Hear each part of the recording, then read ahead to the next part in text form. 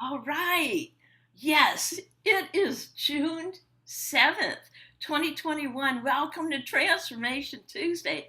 Yes, it's Transformation Tuesday in June, where we are bringing into paradigm shifters men. Our male friends, and for their experience, strength, and hope, and tools for transformation. So, tra- Paradigm Shifters, we are a global community dedicated to shift and uplift. Shift and uplift. How's that, Kevin? You like that? Got that Hmm. movement? Shift and uplift the entire world. And right now, as of this morning, we are 1,020 strong members from 26, 27 countries. I lost count. So we know that we're in a global transformation and shift and uplifting. So it is my pleasure to bring one of my buddies, dancing buddies, right, Kevin? I Kevin Carlton, and I first met Kevin in the back of the room. Remember that, Kevin? Yep. In 2015. One thing I know about Kevin, he had this microphone hanging from his ears, totally focused. When I think of Kevin Carton, focused attention. And he greeted all of us, smiled, and made sure everything was taken care of.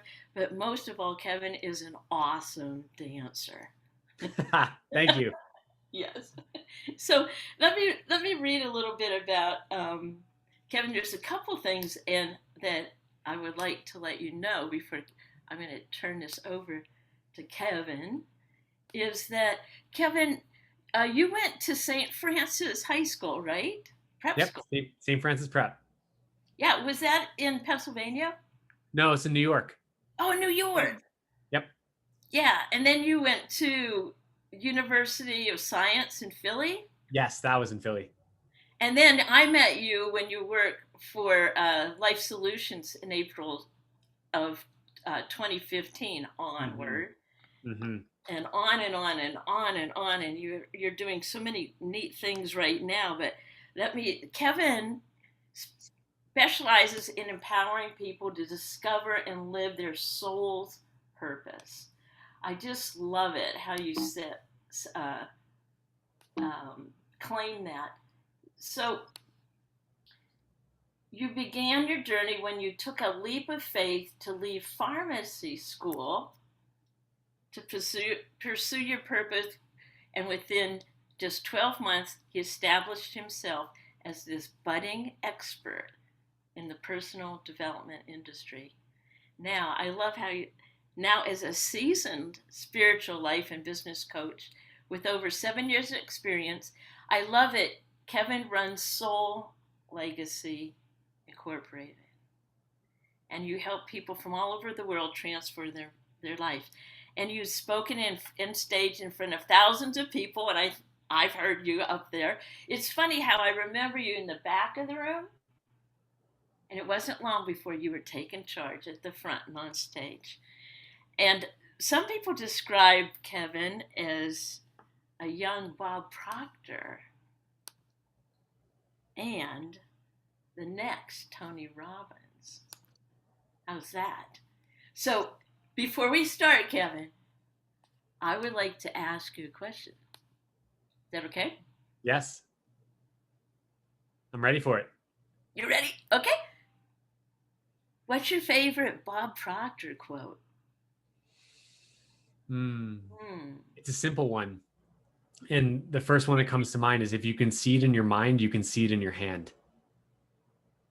Or I think it's specifically if you can see it in your mind, you can hold it in your hand. I love it. It's so simple, but so powerful. There's a lot behind that simple, just one liner. I love that. I love that. So the next one is how about Tony Robbins? What's your favorite Tony Robbins quote?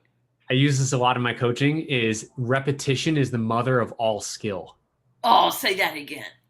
Repetition is the mother of all skill. Say that again. Repetition is the mother of all skill. Definitely. I was just saying, listening to Tony Robbins today, I know, like, okay, every day I need to hear that, right? Mm-hmm. Yeah. So tell us a little about yourself and how you came to what you're doing and any kind of gold nuggets. We are, like any tools where your paradigms might have stopped you. And Yeah. I do remember one thing that I like. I remember when we were working the back of the room for a friend of ours, and at the time you were talking about being so young. I'm too young Mm. for this. So tell Yep. me how that's evolved now that you're an old man. Yeah. Right. 28 years old and an old man already. Yeah. But honestly, like when I first got started in just the personal development industry, I would have considered myself a boy, like not a man yet. And I think that was just an evolution process that happened within, because it's not a certain age. There are people that are in their 40s, 50s, 60s that are still boys. The level of emotional maturity is not there yet. So where I was in the beginning was definitely is an unevolved or immature to some degree version of myself. And that was a big paradigm that I had to face when it came to sharing knowledge and information that really did change my life. Because as you shared, it's like I was in the pharmacy industry first. I was in pharmacy school. I decided to leave that, which is a whole story in itself, but that was a difficult decision. Definitely built up my own maturity in some level to that to make that decision, and not listen to my parents because they told me I should stay in school, even though I was 21, 22 at the time. So I was an adult and could make my own decisions. But yeah, like once I got into the personal development industry, it was owning my own power Mm. as a transformational teacher. That took some time to really embody, is the best word for it. Because I knew it intellectually, but embodying it is a whole nother thing.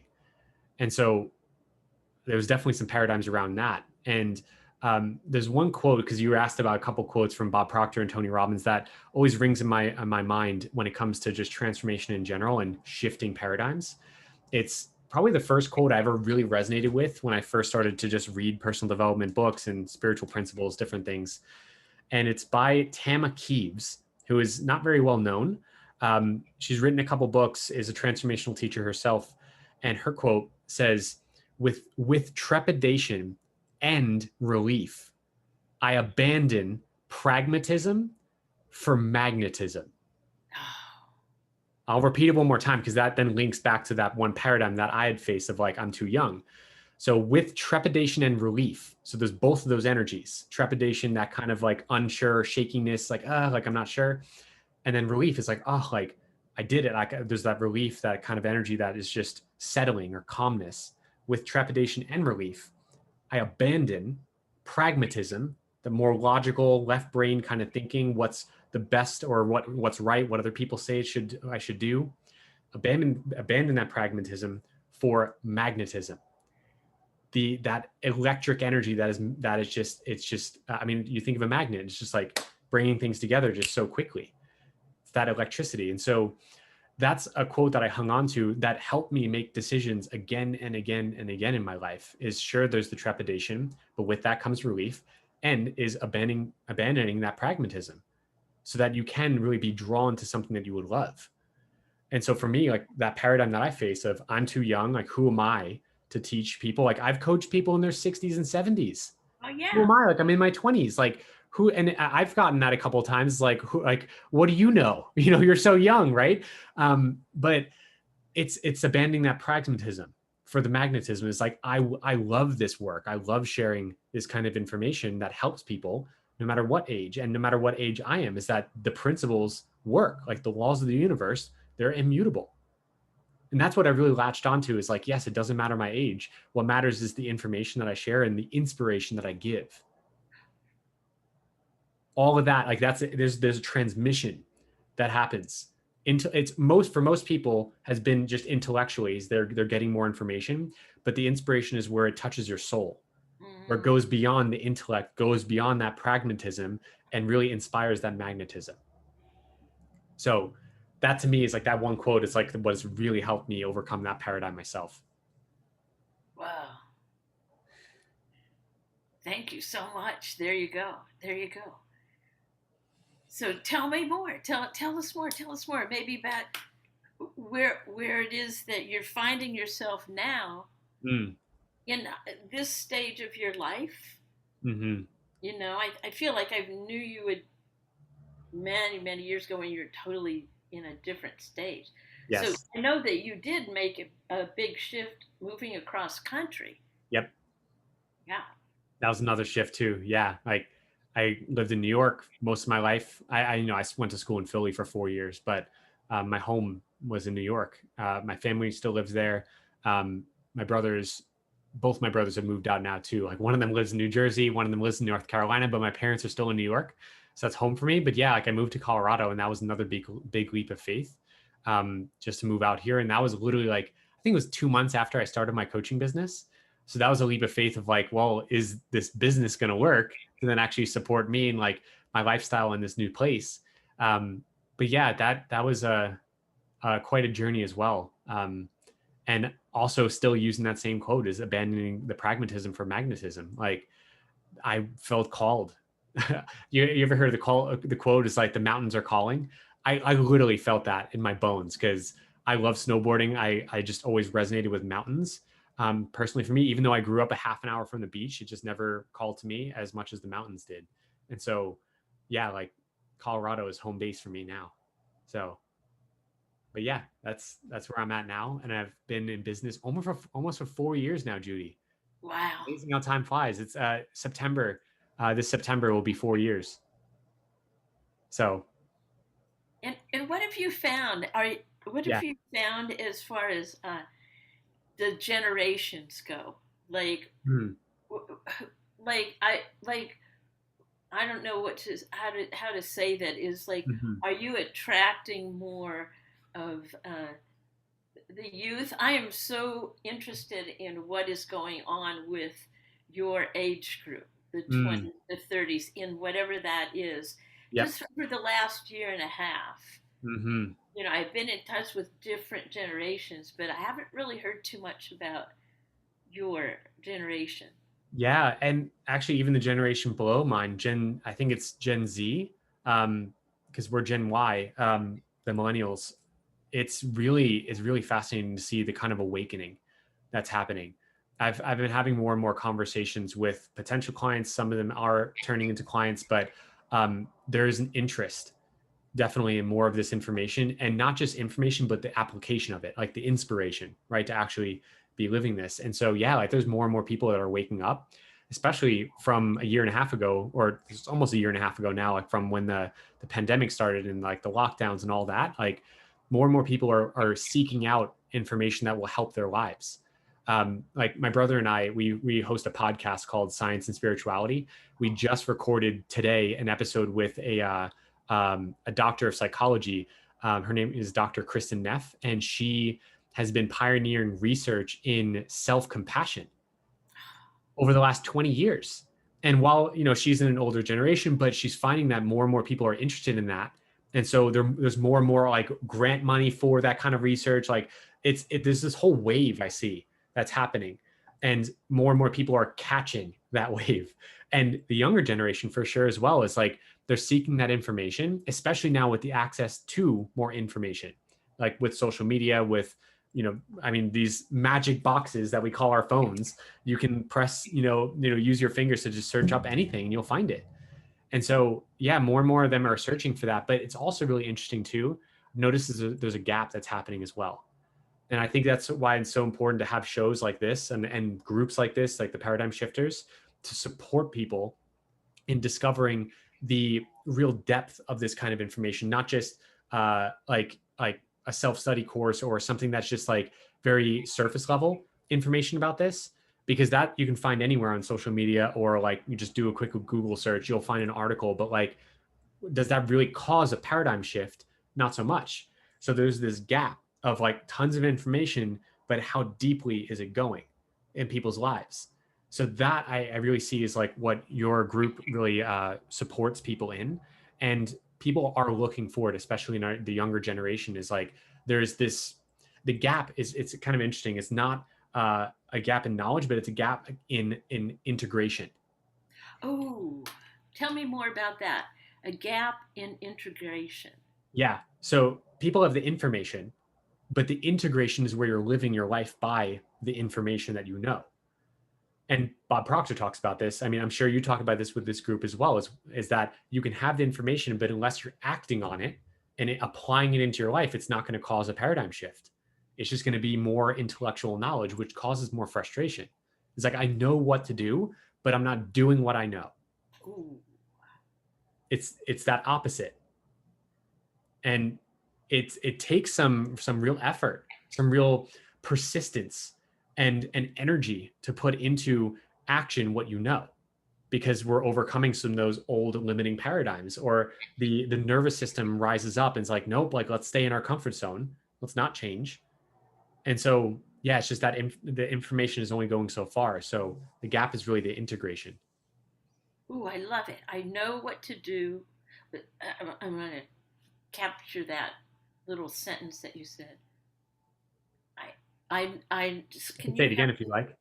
Yeah, can you help me? Yeah. We know what to do, but Okay, we don't do what we know. We know okay, what to do, but we don't do what we know. okay. Yeah. So let's just say you have a client Uh-huh. that knows, I know this. I know, Yep. studied it forever. I know, and your life is still stuck. Hmm. So tell me more. How would you take someone through that shift? First is taking a deep breath. Okay, great. Because when we are knowing what to do, we're not doing what we know, we're up in our mind. We're too much in the intellect. And when we take a deep breath, it automatically connects us with our body. We're so often just so focused with the mind and changing mindset, but a paradigm shift does happen in the mind, but it's also happening in the body. A paradigm shift literally denotes that yes, your brain is changing, the neural connections that are happening in your brain are changing, but then that there's that cascade of emotion that comes from the brain to shift the body. And so the emotion has to happen. And so when we take deep breaths, come into this present moment, then we're connected with the body more. And then we must ask ourselves a question: is what can we do? What's the step that we can take? Because the information is up here, but unless we're doing what we know, there's that gap. And that's really like where the rubber meets the road, is that phrase you've probably heard of before. And maybe you share with your clients in this group as well, is that, boom, I'm doing something with this now. And it can seem simple. Like we know this very well as 5-minute power moves, right? It's like these simple things that you can do to gain traction, to have that integration of the information. Is that we don't know, we just know it intellectually, but when we actually act on it, we start to embody it more. And it's one thing that I've learned much over the last years is just embodiment. Is how do we embody it more? And our breath is a tool that can help us bring us into our body to then integrate it more and more. Tell me more about 5-minute power moves. Yes, yeah, yeah. Because I said like, you and I know this for sure, but No, maybe I don't. Yeah, yeah, the thing is, I don't mean that I don't know it. It's I yeah. haven't practiced it. Okay, Mm, and it's somewhere, with all the knowledge, and it's like you just said something like, ah. mm, Okay, mm. now, yeah, time for me. I think this is going to be my one of my ahas from you. So go Great. ahead, tell me about that. Yeah. Yeah. 5-minute power moves. I want to talk about the opposite of what most people do and why 5-minute powers moves are so powerful. And then I'll talk about it. But the opposite is we think in order to change our life, there has to be some massive change, like some big move that we make. Like if we want to like get healthier, like we have to massively change our habits. Like we have to start working out twice a day and change our whole diet and do all these things, which is like a massive overhaul. And we get overwhelmed. Like we can in one moment think like I got this, like mentally, intellectually, it's like I could do this. We're persistent, the motivation's there, but then our nervous system kicks in, as in it's overwhelming to us to do all this and sustain it over time, and then we fall off track, and then we get down to the frustration of like, oh, this is not working. I know what to do, but I'm still not doing what I know, and so it just gets in the frustration, and that can come in any area of life. That's just health, but it's in relationships. It's like I want to attract the love of my life. And so I need to start dating every weekend. I need to go on every dating site. I need to write out a whole vision and start reading that twice a day and literally like visualize it every moment of my life. It's like it gets so overwhelming even to think is like even doing all that. Same thing with our work is like, how do we live my purpose? Like, that's like one of the biggest overhauls that people want in their life is like, what is my purpose? Let alone to actually like build a business around that or write a book or make a massive impact in the world. Like it seems so daunting. So, well, to contrast that is this 5-minute power move. It seems so, it's unassuming. It's in fact, my favorite phrase about it is called, it's deceptively simple. Deceptive because to our intellect, it seems, what is this going to do? What is 5 minutes going to make in terms of changing my life? Because we're talking about a massive change, a vision, a dream that we would love to achieve. But 5 minutes, what is that 5 minutes going to do? But instead of thinking, what is it going to like? What is it going to do in the terms of what if? Like, what if this doesn't really help? What if on the opposite end? What if it actually does make a massive change? Because here's the thing: our life changes in small moments of time. Like I think of like one of our mentors, Matt Boggs, he tells the story of like meeting his wife, right? Like it was this 15-second decision that he made to go and talk to this woman at a conference.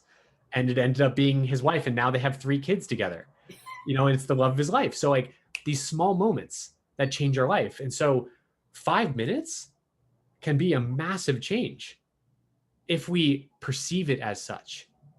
It's using our mental faculty of perception to realize is actually there's a lot that can happen in 5 minutes. So really the experience happens like when you try it out. It's like all this that we're talking about is just more information for people until they actually apply it. So try it out. It's like, think of something that you really want to have change in your life and then ask like, what can I do in 5 minutes to just move forward, to just take a step in that direction? And that will start to build momentum as we do that over and over and over again. Because we can all take at least 5 minutes of action steps every day. There's something we can do for 5 minutes in the service of our dreams every day. But give me an example. Tell me an example of what that looks like. A concrete example. Yeah. Absolutely. I'll give an example of my life. I literally just happened this past week. Okay. So I mentioned me and my brother have a podcast, and we've been having this, like running this podcast. It's a weekly episode every week for the last year and a half. And we would love to have more guests on our podcast. And so a 5-minute action step for me, because the vision is having these, world-renowned guests. Like our vision 3 years from now is to have like Dr. Joe Dispenza on the podcast, like Bob Proctor, like these world teachers. But so to me, it might seem daunting. It's like, well, like, how am I ever going to get in contact with them? So instead of thinking like, oh my gosh, how is that? What am I going to do to actually do that, to achieve that vision? It's like, well, what's one step I can take in 5 minutes? And so this past week, one step I took in 5 minutes was just take 5 minutes and research people that I would love to have on the podcast that are more like quote unquote low hanging fruit. That would be an easy yes. Thank you. And would provide really great value to our listeners. So 5 minutes, that's all it took. And now we have a great list that we can start reaching out to. So another 5-minute action step I know will be for my brother and I to send maybe 1 or 2 emails and just follow that up once a day, every day, to start building this more and more and more. So simple. That is exactly what I've been doing too. That like, Nice. who do I know that are men? Boom, boom, boom. It took like 5 minutes, got the whole month of June booked up. And the cool thing is, it doesn't take, everybody says yes. Mm-hmm. Yeah. And that's how you came into my mind. Yeah. Here we are. This conversation is because of a 5-minute power move that you made. Right. And I'm watching the clock, but I just want to, I remember that one time I was at a women's march in the state capital of Texas, and I was on the phone to you. Do you happen to remember that? I believe I do. You were in the middle of writing a book, or do you remember that? I don't mean to put you on the spot, but I'm just dying to find out about that book. Yeah. So right now where it's at, it's still like, I can call it on the shelf. I'm not embarrassed to admit that at all. And also it's actually a really good teaching point I've learned from that is certain dreams, like for me, like that felt like actually a force after a month or so. Like I was forcing myself to do something because it was a part of my vision. Like another example of that is more like that's like kind of like a bigger thing to achieve, say like writing a whole book. Um, for me, like another dream that I've had, it's actually coming up for actually taking action on it, is to fly a plane, to get my pilot's license. I've had that dream for 7 years, but in the past, I had thought is like, oh, like I just need to go forward on it. I just need to take action. Maybe I'm just procrastinating because like like me thinking like, oh, maybe it is the right time, but it's like I've just been holding off on it. But I've discovered recently over the last year, there is timing for certain things. Like a big principle in personal development is like just go for it. Like do it. Like even if you don't feel ready, just do it. But sometimes that could be like you're forcing something when it's actually not in alignment, which How do you test for that? How yeah, would you? great question. So, a couple things. First is just trial and error. That's a straightforward thing that we all must go through, I believe, to really connect with what resonates with us and like what is aligned with us in the moment. But another thing you can check in is with something I've been working on more and more over the last year is ask for guidance from the infinite, from God, from source, whatever you call that power that has created this entire universe. And some people resonate with connecting with their guides. Like more and more, I've discovered what that means to me. Like I have certain spirit guides in my life. So literally asking for help because it's so subtle. And this is why I mentioned first, like the trial and error is like discovering that kind of sense of self that we all have, that we can all develop, that is beyond our own mind or beyond our own intellect and beyond even our own ego. Because I believe back when I was writing that book, it was ego. Oh, It's like, oh, like I want to be a published author. Like I want people to know my name. And that's what I was really chasing rather than actually a message, like something to share that would change people's lives. While I'm sure the things that I wrote, and I have a draft of that book, and that's still a part of my vision. So I'm allowing that to speak to me when it's the right time. But I stopped that for a reason. It wasn't because it was like a paradigm of like, oh, like I don't know enough or I'm not enough for that. It was honestly that it was my ego speaking through that to write a book wow. at that time. So it's still part of my vision, but I'm not forcing it anymore. So Oh, yeah. I love it. And I think that's one of the, uh, that is like such a key point that actually I haven't heard. Mm, And or maybe I heard it, but I'm hearing it with different ears right now. In sure. the time of my life, this time of our evolution as a planet, as a species. Mm, Wow. Yeah. yeah. And it's almost like a year and a half ago that was one, and like fast forward here, you know, just get back to normal, whatever that looks like, and like Yeah. conf- confusion of Yep. it. Mm, Yeah. yeah, absolutely. Yeah. And so one other thing I just wanted to mention around that is just really key is to just drop within to your heart. Is like that's why I mentioned before was like the deep breath getting into your body because our ego lives in our mind. But when we drop into our heart and our body, we can bypass the ego to then really connect with our higher selves, with our authentic selves, with our spiritual nature, whatever phrase you want to use. And that part of us always is connected and always knows. Mm, It's just a level of connecting. So that's the your big key. soul Yes, legacy. exactly. I love the name of. I love it. Soul legacy. Well, we're one final question Yeah. that I love to ask people that are taking the time to come and be our presenters as a community of paradigm shifters. What is it that we can hold Mm. for you, Kevin Carlton, and your soul legacy or whatever it is in your life? What would you love? And then we're going to put a energy shift in there. What would you love us to hold for you, Kevin? Mm. Thank you for asking. And the one thing that came to mind is going with when you mentioned in the last couple of minutes soul legacy is it's a term that actually I received downloaded back in September of last year, October actually, And that's why I shifted, changed my name of my business. And what that means to me is that there's a legacy for each of us to live in this lifetime. And it goes beyond, I believe, our lifetime, that there's that legacy that we were leading to live in our past life and in future versions of ourselves, whether you believe in reincarnation or not, is that our soul we're a deathless soul. We don't die.